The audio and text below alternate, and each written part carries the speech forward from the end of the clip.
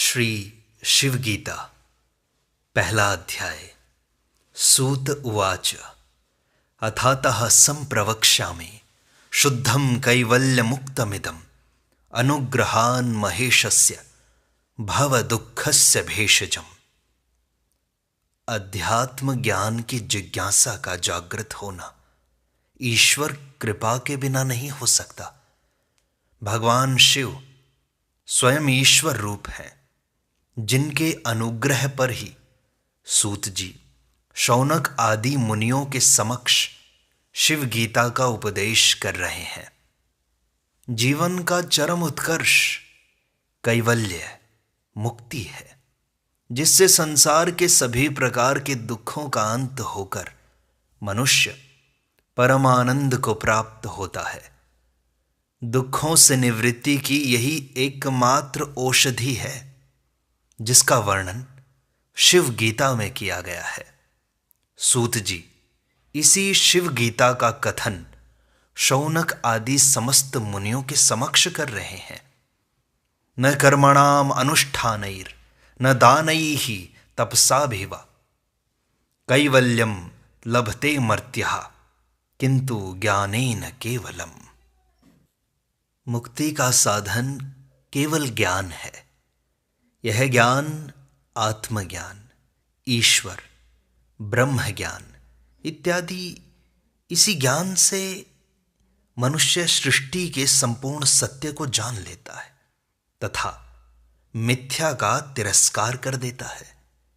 इसी ज्ञान के बिना वह मिथ्या को ही सत्य मानकर भ्रमित होता है, जो उसके सभी प्रकार के दुख, रोग, शोक, संताप इन सब का कारण बनता है।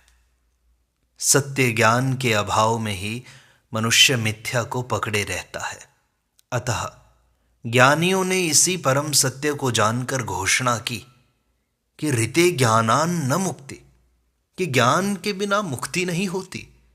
भगवद गीता में ज्ञान को ही परम पवित्र माना है तथा कहा है कि सभी यज्ञों में ज्ञान यज्ञ ही श्रेष्ठ है।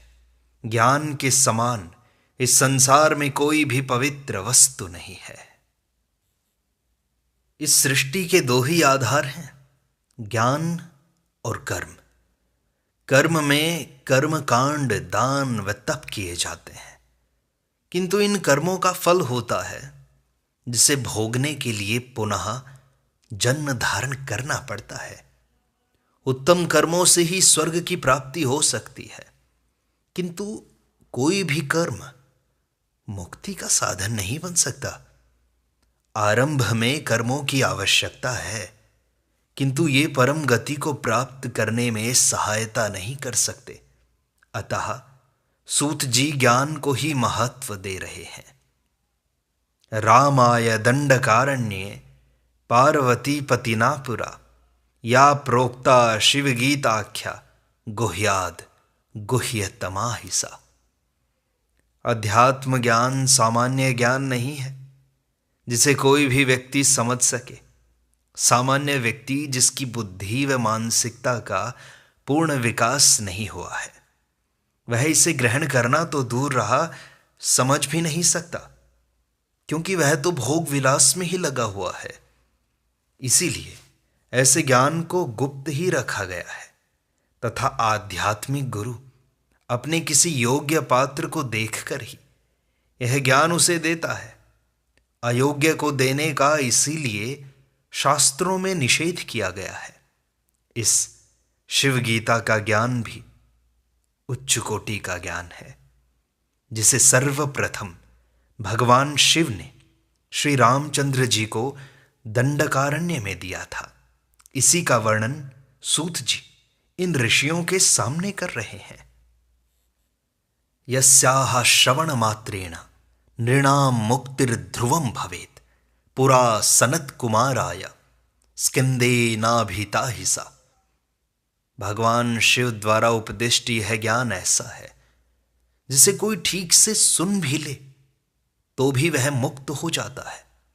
उसे अन्य किसी साधना, किसी तपस्या की कोई आवश्यकता ही नहीं रहती। यही ज्ञान पूर्व काल में स्कंद जी ने सर्वप्रथम सनत कुमार को दिया था, जो ब्रह्मा के मानस पुत्र थे। इसी ज्ञान से वे मुक्त होकर रहे। सनत कुमारः प्रोवाच व्यासाय मुनिसत्तमः मह्यं कृपातिरेकेण प्रददौ बादरायणः। ज्ञान की एक परंपरा होती है। जिन श्रेष्ठ ज्ञानियों ने कठिन तपस्या से ज्ञान प्राप्त किया है, वे उसे अपने किसी योग्य शिष्य को देते हैं, जिससे उस ज्ञान की धारा कहीं अवरुद्ध न हो जाए। सनत कुमार ने इसी ज्ञान को आगे बढ़ाने हेतु उसे बादरायण व्यास जी से कहा। सूत जी कहते हैं कि व्यास बादरायण जी की कृपा से ही मैं उस ज्ञान का वर्णन आप लोगों के सामने कर रहा हूं। उक्तम चतेन कस्मैश्चित् न दातव्यम इदम त्वया सूतपुत्रान्यथा देवाः क्षुभ्यन्ति च शपन्ति च। सूत जी कहने लगे कि व्यास जी ने मुझे यह भी कहा कि इस ज्ञान को तुम और किसी को नहीं देना, वरना ये देवता लोग क्षुभित होकर श्राप देते हैं, क्योंकि देवता लोग इस बात को पसंद नहीं करते हैं। अथ पुष्टो मया विप्रा भगवान बादरायणाः भगवन् देवताः सर्वाः किं क्षुभ्यन्ति शपन्ति च। सूत जी कहने लगे कि जब श्री व्यास जी ने मुझे ऐसा कहा, तो मैंने उनसे पूछा कि इस ज्ञान के देने से देवतागण क्यों क्षुब्ध होते हैं तथा शाप क्यों देते हैं। इस ज्ञान को देने से देवताओं की क्या हानि होती है, वे क्यों परेशान होते हैं। क्या देवताओं को ज्ञान अच्छा नहीं लगता क्या। तासामत्रास्तिका हानिर यया कुप्यन्ति देवताः पाराशर्योऽथ मामाः यत्पृष्टं शृणु वत्स तत्। सूत जी कहने लगे कि जब मैंने व्यास जी से देवताओं के क्रोधित होने का कारण पूछा, तो व्यास जी कहने लगे, इसका कारण मैं तुझे बताता हूं, सुन। नित्याग्निहोत्रिणो विप्राः सन्ति ये गृहमेधिनः त एव सर्वफलदाः सुराणाम कामधेनवाः। सूत जी कहने लगे कि व्यास जी ने कहा कि ये देवतागण महान भोगी हैं, इनको भोग न मिलने पर ये क्रोधित होकर श्राप देते हैं, ये दूसरों से ईर्ष्या भी करते हैं। राग द्वेष सभी इनमें विद्यमान है। समुद्र मंथन से निकला अमृत ये स्वयं पीना चाहते हैं, असुरों से सदा झगड़ते रहते हैं। इनको भोग सामग्री गृहस्थों से ही मिलती है, जो नित्य अग्निहोत्र करते हैं। इनका सूक्ष्म भाग ये ग्रहण कर तृप्त होते हैं, जिससे ये उनकी मनोकामना पूरी करते हैं। ये गृहस्थ ही इनकी कामधेनु हैं, जो इनको नित्य भोग प्रदान करते हैं। यदि ये गृहस्थ यज्ञ कर्म को छोड़कर मुक्ति का मार्ग ग्रहण कर ले, तो इनको भोग मिलना ही बंद हो जाएंगे, जिससे ये कुपित होकर उनको शाप देते हैं। भक्षम भोज्यम च पेयम च यद यदिष्टम सुपर्वणाम अग्नौ हुतेन हविषा तत्सर्वम लभते दिवी। विशेष पर्वों में गृहस्थ यज्ञ किया करते हैं, जिनमें सभी प्रकार के भक्ष्य भोज्य तथा पान किए जाने वाले पदार्थों की अग्नि में आहुति देते हैं। इन पदार्थों का सूक्ष्म रूप ये देवगण स्वर्ग में स्वीकार करते हैं, जिससे वे तृप्त होते हैं। यदि ये गृहस्थी यज्ञ न करें, तो ये देवता अतृप्त रहकर उन्हें शाप देते हैं तथा कई प्रकार से उनको दुख देते रहते हैं। ततो न जायते भक्ति शिवे कस्यापि देहिनः तस्माद् विदुषाम नैव जायते शूलपाणिनः। जो ज्ञान मार्ग पर चलते हैं, वे किसी देवी देवता भूत प्रेत आदि की उपासना न करके केवल आत्मा की तथा ईश्वर की ही उपासना करते हैं। यह उपासना बिना किसी भौतिक वस्तु की कामना के ही की जाती है, किंतु अज्ञानी जन केवल भौतिक सुखों की ही कामना करने के कारण देवताओं को भजते हैं। ऐसे अज्ञानी जनों की शिव में भक्ति नहीं होती, जिससे उनको शिव का प्रसाद नहीं मिलता, उनकी कृपा प्राप्त नहीं होती। शिव की कृपा प्राप्त करने के लिए निष्काम भक्ति आवश्यक है। यथा कथंचित दातापि मध्ये विच्छिद्यते नृणाम, जातम वापि शिव ज्ञानम न विश्वासम भजत्यलम।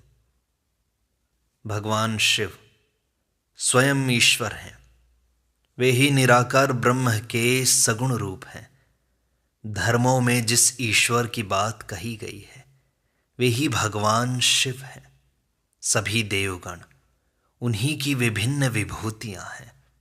ये देवगण उसी शिव के अधीन रहकर मनुष्यों की कामनाओं की पूर्ति तो कर सकते हैं, किंतु वे ईश्वर की प्राप्ति नहीं करा सकते। जो मनुष्य उस शिव के विषय में थोड़ा बहुत जानता भी है, किंतु उसकी वासना भोगों में ही सीमित रहती है, जिससे उसे ईश्वर की प्राप्ति नहीं हो सकती। भोगों की वासना तीव्र होने से उसकी ज्ञान प्राप्ति की साधना मध्य में ही खंडित हो जाती है, अथवा किसी को उसका ज्ञान हो भी गया तो उसमें उसकी श्रद्धा नहीं होती, जिससे उस ज्ञान का उचित फल नहीं मिलता, अर्थात उसकी मुक्ति नहीं हो सकती। ऋषयः उवाच यद्येवं देवता विघ्नम् आचरन्ति तनुभृतां, पौरुषं तत्र करस्यास्ति येन मुक्तिर्भविष्यति। मुक्ति ज्ञान से ही होती है, यह कर्म से प्राप्त नहीं होती। जो ज्ञान की उपासना छोड़कर देवताओं को प्रसन्न करके भोग प्राप्ति की ही इच्छा करते हैं, उनकी कभी मुक्ति नहीं हो सकती। इसलिए जो इन देवताओं की पूजा छोड़कर केवल मुक्ति के लिए ज्ञान की साधना करते हैं, उनसे ये देवगण रुष्ट होते हैं, क्योंकि उनको भोग मिलना बंद हो जाता है। वे विघ्न पैदा कर उस साधना को भंग करने का प्रयास करते हैं। इसके लिए ऋषिगण सूत जी से पूछते हैं कि यदि ये देवता विघ्न डालते हैं तो फिर मनुष्य की मुक्ति किस पराक्रम से होती है, स्वयं के पुरुषार्थ से या ईश्वर की कृपा से? कृपया इससे बताइए। सत्यम सूतात्मज ब्रूहि तत्रोपायो अस्ति वानवा। ऋषिगण सूत जी से फिर मुक्ति का उपाय पूछते हैं कि फिर मुक्ति का कोई उपाय है भी या नहीं, क्योंकि देवताओं से लड़कर उन पर विजय पाना तो बड़ा कठिन है। सूत उवाच कोटि जन्मार्जितैः पुण्यैः शिवे भक्ति ही प्रजायते। मनुष्य अनेक पशु योनियों से गुजरकर मनुष्य योनि में जन्म लेता है, जिससे उसमें पशु तुल्य संस्कार ही रहते हैं। वह आहार, निद्रा, भय और मैथुन को ही जीवन का सर्वस्व मानकर जीता है, क्योंकि ज्यों ज्यों उसकी चेतना का विकास हो जाता है, उसके मन और बुद्धि का विकास हो जाता है, वह इन तुच्छ भोगों का त्याग करके उच्च भोग की कामना करने लगता है। वह स्वर्ग सुख की कामना करता हुआ यह कर्म करने लगता है। इससे भी जब उसे संतुष्टि नहीं होती तो वह इनकी भी उपेक्षा कर ईश्वर प्राप्ति की ओर बढ़ता है। इसमें उसको करोड़ों जन्म लग जाते हैं। ईश्वर अथवा शिव में भक्ति का होना तथा मुक्ति की इच्छा का जागरण पूर्व जन्मों में किए गए पुण्य कर्मों का ही फल है। इसलिए हर व्यक्ति की शिव में भक्ति नहीं हो सकती। इष्टापूर्तादि कर्माणि तेनाचरति मानवाः शिवार्पण धिया कामान परित्यज्य यथा विधि। प्रत्येक व्यक्ति कर्म करके फल की ही चाह करता है। यह भक्ति नहीं है, बल्कि व्यापार है। ये तो हम शिव की अथवा किसी देवता की उपासना या भक्ति इसीलिए करते हैं कि हमें धन मिल जाए, नौकरी मिल जाए, पदोन्नति हो जाए, कोई मुकदमा जीत जाए, चुनाव जीत जाए, इत्यादि अनेक कामनाओं को लेकर ही तो करते हैं हम भक्ति उनकी, अथवा स्वर्ग की चाह करते हैं। ये भक्ति नहीं है। सूत जी कहते हैं कि जो शिव की भक्ति करना चाहता है उसे अपने सभी सांसारिक भोगों की कामनाओं का त्याग केवल शिव की कृपा प्राप्त करने के लिए ही करना चाहिए तथा अपने कामों को तथा उसके फलों को शिवार्पण कर देना चाहिए। जो मिल जाए उसी से संतुष्ट रहना चाहिए। अनुग्रहात् तेन शंभोर जायते सुदृढ़ो नरः ततो भीताः पलायन्ते विघ्नं हित्वा सुरेश्वराः। जब किसी मालिक की किसी पर कृपा हो जाती है तो फिर नौकरों की क्या हिम्मत हो सकती है कि उसके कार्य में विघ्न डालें। शिव की भक्ति से जब स्वयं भगवान शिव उस पर कृपा करने लगते हैं तो देवतागण भयभीत होकर भाग जाते हैं। फिर उनकी हिम्मत विघ्न डालने की हो ही नहीं सकती। वे भी शिव से भयभीत रहते हैं कि वे हमारा कहीं अकल्याण न कर दें। जायते तेन शुश्रूषाम चरिते चंद्रमौलिनः शृण्वतो जायते ज्ञानम ज्ञानादेव विमुच्यते। केवल भक्ति ही मुक्ति का साधन नहीं है। मुक्ति का साधन तो केवल ज्ञान ही है, किंतु भक्ति से मनुष्य उस शिव तत्व के चरित्र व उसके कार्यों का श्रवण करता है। इस श्रवण से उसे शिव की विभूतियों का ज्ञान होता है। इसी ज्ञान से वह शिवत्व का अनुभव करता है। यह अनुभव ही उसकी मुक्ति का हेतु है। जब तक शिवत्व की अनुभूति नहीं हो जाती तब तक मुक्ति असंभव है। बहुना अत्र कि मुक्तेन यस्य भक्ति ही शिवे दृढ़ा महापापोपपापाघो कोटिग्रस्तोपि मुच्यते। मनुष्य का मन बड़ा स्वार्थी है। उसकी परमार्थ में कोई रुचि नहीं होती। अपनी ही स्वार्थ पूर्ति के कारण वह सदा भोगों की कामना करता ही रहता है, जिससे उसे क्षणिक सुख तो मिल जाता है किंतु शाश्वत आनंद से वह वंचित ही रहता है। किंतु जिसकी शिव में दृढ़ भक्ति हो जाती है वह मन की इन क्षुद्र वासनाओं से मुक्त हो जाता है। मन से मुक्त हो जाना ही तो मुक्ति है। संसार में सभी पाप पुण्य मन की वृत्तियों के कारण होते हैं।